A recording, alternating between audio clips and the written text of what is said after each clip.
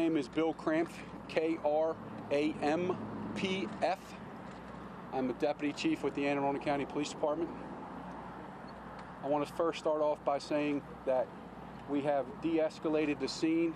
As I mentioned before, our tactical people are out of the building. Our investigative people have entered the building and they have started their investigation.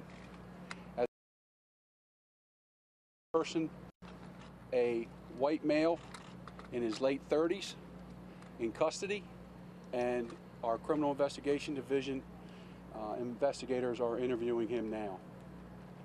He entered the building.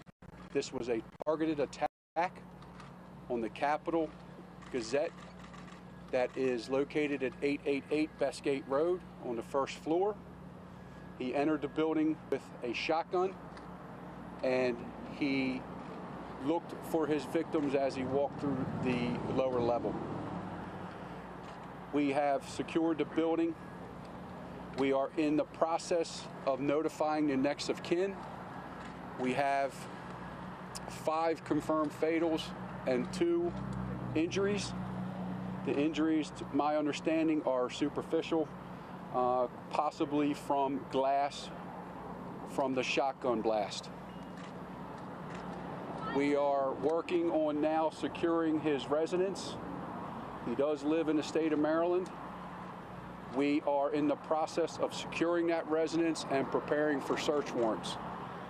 So this is the next phase of this scene, and that is the investigative phase.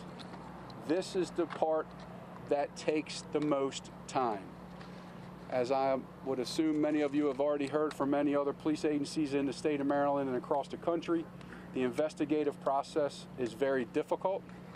We must be thorough. That's why you will not get the information from social media from us unless it's been confirmed. We have allowed our investigators to do their job. They are there now, and we are going to continue to provide you with information. Chief, you said it's targeted. Hold on one second. I want to share something with you that I think is important. We mentioned before about the improvised explosive device. That is not an IED. It was actually canisters of smoke grenades that he used inside of the building when he entered the establishment. So this person was prepared today to come in. This person was prepared to shoot people. His intent was to cause harm. And as I stated before, the investigative part of this is going to be thorough, and it's going to take some time. As you can see behind us, we opened up Bestgate Road. We thought that we may need to secure that roadway for a long period of time. And as we get further into the investigation, we realize that we don't need that roadway. But the building, 888 Bestgate, will be secured for some time. I do not have a time frame on that yet. We're going to be inside there for quite a bit, and until this investigation is complete. When I have more confirmed information, I will share that confirmed information with you. You said he targeted specifically this newspaper. Exactly what was his beef with this newspaper? That's what we're investigating now. But there are already reports that he had a history with the newspaper a couple of years ago. That's what I'm hearing. Does he live in Annapolis? But before we confirm that, I need our investigators to go and look into that and make sure that's correct. Chief, does he live in Annapolis? Difficulty initially identifying the man, that you went through a process of rapid facial recognition to get an identification. Is that why you're able now to go to the home and do the search potentially? No, I can't share that with you. It's the first time I've heard facial recognition. So Chief, you're saying he could have been associated? Chief, is he being cooperative? Is he answering questions? I can't answer that. He is at our Criminal Investigation Division.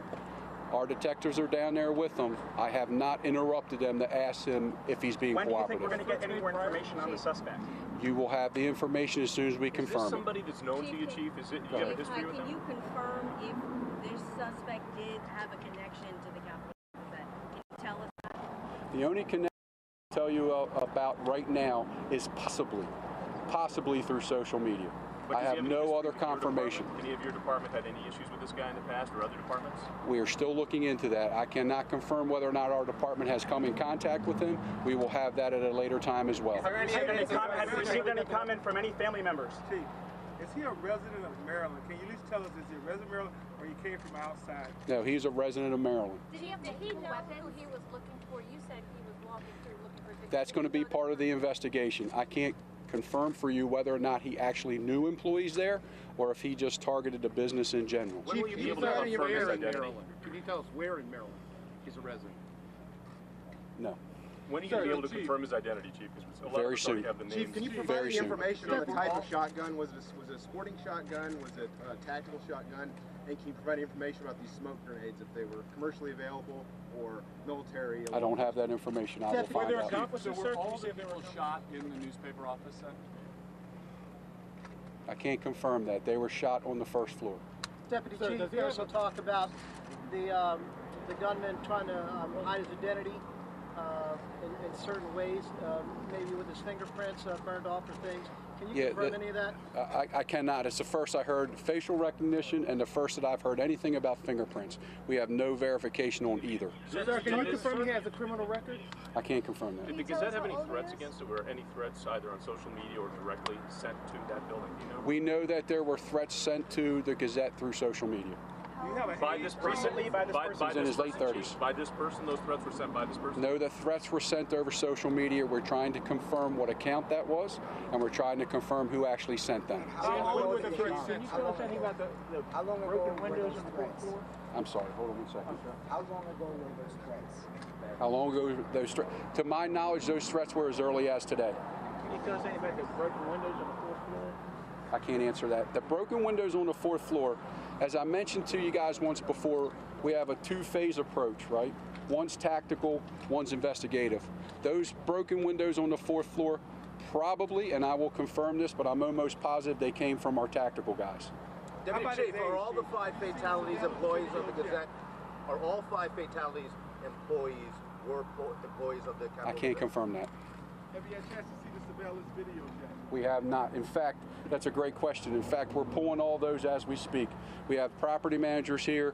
We have everybody that's associated with that building. Here's the interesting part. Governor Hogan and Mr. Hsu, our county executive, has mentioned this numerous times. And if you see this gentleman behind me from the Red Cross, we have had so much support from around the state, not only law enforcement, but both private and public sector. And this gentleman's one of them from the Red Cross that have come and just asked what they can do. And that's important for us. We have to take care of a lot of people in a scene like this, not only police officers, but our victims' families, and then we have to get everybody back to normal, right? That's our job. So that's why we have these people here. Chief, can you tell us anything about how he was apprehended, and did he say anything to those responders that took him into custody? I can't. That's part of the investigation, and when I'm able to give that information to you, I Did they will. ever have any security in place, given the fact they got threats? Chief, how about his age? Late 30s. Was there any security in the building, given the fact they were dealing with threats? We don't know that yet. That's part of the investigation. We're looking into that as well. Based on the threats, not to my knowledge, no. Chief, what are the threats? Did the Capital Gazette call your department to ask for any kind of protection or in any kind of response to a threat? If they have, I am not aware of that personally, but we will look into that because of those threats, and we'll get back to you on that information. Chief, were you able to take his fingerprints? Say that again? Were you able to take his fingerprints? Were we able to take his fingerprints? That'll be part of the whole booking process, yes. Eventually his fingerprints will be taken. There are reports that he changed his fingerprints or tried I'm to. sorry? There are reports of that with his fingerprints. Yeah, I'm going to be really clear about this, guys. We have no information about facial recognition or anything about his fingerprints. If I had that information, I would give it to you, but we don't have that. Chief, as you're trying to verify the social media account, can you talk about the specificity of the threats? Can you talk about the threats? What kind of threats were made against the Capitol? What I can share with you now is they were general threats towards the Capitol. The Capitol is a media outlet. But I mean, was it saying, I want to kill somebody? Was it harm they were threatening? Or was it just saying, I'm never going to buy your paper again? Give us an idea of the level of threat. It's a good question. So When I have that information available to you, I will be more specific on the threats. Can you say that they were violent threats? The threats were about a specific story? No. Can you say that they were violent threats? They indicated violence. Were they directed at anyone in specific at the paper? Those politically motivated threats? Can't answer that. Was he targeting anyone specifically?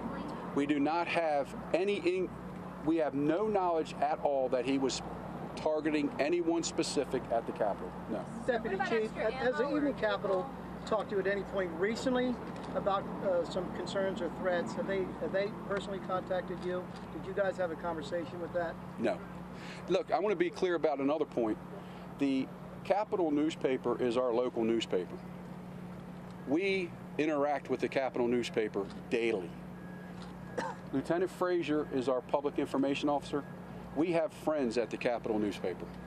We speak with these men and women on a daily basis to get stories out that are important to the citizens of this county.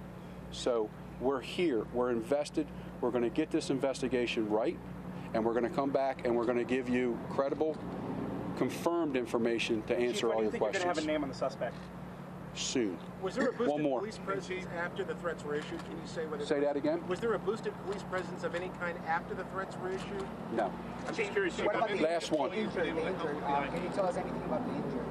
Have they been released? We've heard now that they're minor. Are they minor injuries? Or? I can't answer that. We have 2 individuals at Anne Arundel, and then we have 1 at Shock Trauma. All right, one more. That's it. Indication that he had any tactical training of any kind? No, we do not know that yet. Chief, Are you releasing a name tonight? In the morning, so in morning time is when our next briefing. Yeah, so just to update you guys with the next briefing. So we don't anticipate having any further information until tomorrow morning with releasing the suspect's name. As you know, there's a lot of investigation that's going on right now, so we don't want to jeopardize any of that. Again, we just from the Anne Arundel County Police Department, like the chief said, we interact with these reporters every day, like we do a lot of you guys that are local reporters. So I think sometimes in these major events that gets lost. So our thoughts and prayers go out to these victims, to the victim's family, and to friends. So these are people that we knew, personally in the police department. So again, I just want to reiterate that there are no unofficial police spokesmen for the Anne Arundel County Police Department. All of the information that you guys will get will come from me. Most of you here know me, know that it's going to come out as soon as we get it. As soon as I have information, it will come out to everyone, either social media or through one of these briefings. So we don't anticipate having any more information until tomorrow morning. So I will put out tonight on social media, when we can make a decision with investigators, when a good time to have the next briefing to give the information out that you guys want and that you guys need. And we'll make that decision, and I'll put that information out as soon as possible. To the editor-in-chief of the Capitol? We're speaking with numerous people inside that building.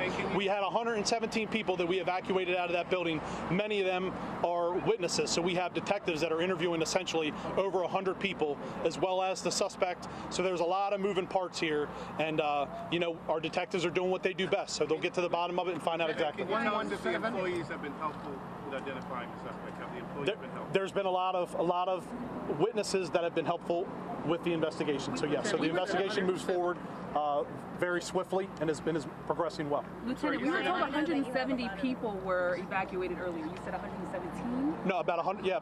About 170 people. I think 170, 171 were evacuated. Yeah. So yep. So it's a lot of people in that building. There's a lot of buildings or a lot of businesses inside there. But again, this was quite obvious and quite apparent that this individual had some type of a vendetta or against the Capital newspaper, and they were specifically targeted. Have you been in that newsroom? Have you seen the aftermath? I have not been in the crime scene, no. That's something that we protect very well. I've been at the newsroom several times, yes. Can you explain the layout? Yep, one more. Are they going to open the building sometime tomorrow for the other people that building's going to be closed indefinitely until we do what we got to do. So it's going to take, again, it's a lot of moving parts. Our primary job right now is to make sure that we prosecute, get enough evidence to make sure that we can prosecute this case. How long were these threats known about, Ryan? That I don't know about. So it's something that we've learned since the investigation started from the workers at the Capitol. So, Ryan, so it's a lot of moving parts. Can you just tell us a little bit about the people who were not injured and how they're doing? the status is for that? Well, we have our mobile crisis here that's helping with individuals that were involved and not injured. So that's something, again, that, oftentimes gets, forgotten about in these situations. So, our hearts go out to them too. We have people here that have met with them with our mobile crisis unit to see if they need any resources. Resources are being provided. So it's very important that they're taken care of. So again, I'll close with, our hearts and prayers go out to the families, friends of the victims, anyone that's associated with the building over there. I'll put out on social media when our next briefing will be, and our next briefing we anticipate having the suspect's information and more information for you because we know you guys need it. Thank you. So, thank you guys. Will it be here tomorrow?